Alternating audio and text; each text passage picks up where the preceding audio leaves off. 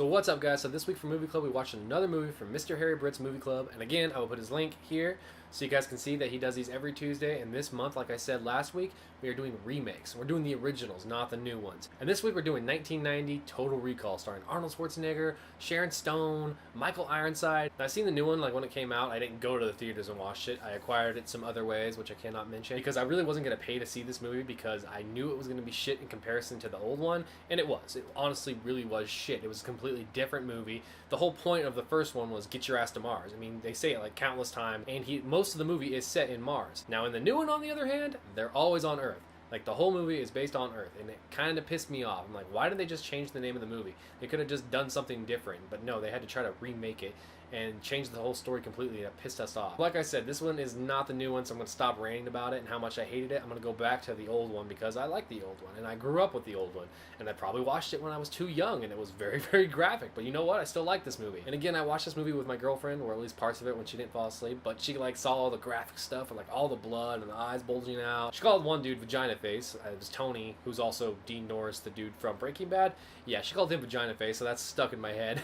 So my girlfriend wasn't really sure about this movie. She kind of started getting more interested in it at the very end. I'm like, yeah, you kind of missed the beginning part, which was like really discussing what's happening, but I can't really go into that right now without talking about the movie first. This movie is obviously set in the future, considering they're talking about going to Mars, and Arnold Schwarzenegger is having dreams about Mars, and he's seeing like everything everywhere is telling him you need to go to Mars, just like these signs and stuff everywhere.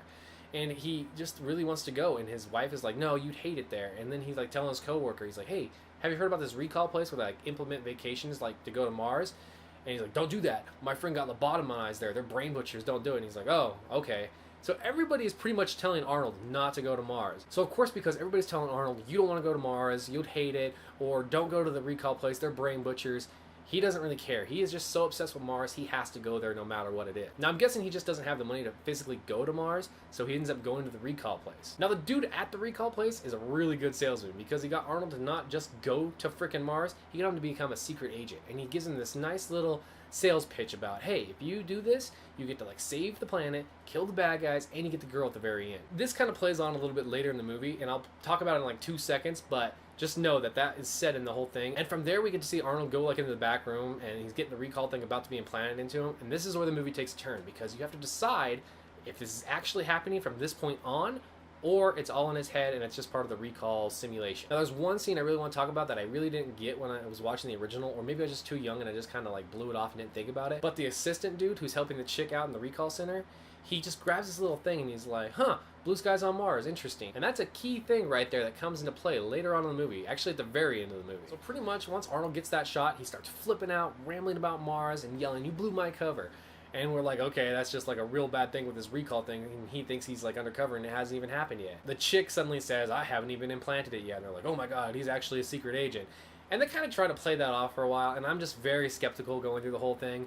But then you see, like, his best friend turns against him. He's been sent there to watch him and make sure he's, like, under control. Then we find out about his wife, who's actually there to, like, watch over him, too. And he's just pretty much being watched because he has some knowledge up there. Of course, the bad guys want it. And once he gets to Mars, he ends up going to, like, find the chick that was programmed for recall, we think. Or she was actually real in his head. Either way, he has to go find her, and he goes to, like, this prostitution bar, I guess would be the best way to call it. I don't really know.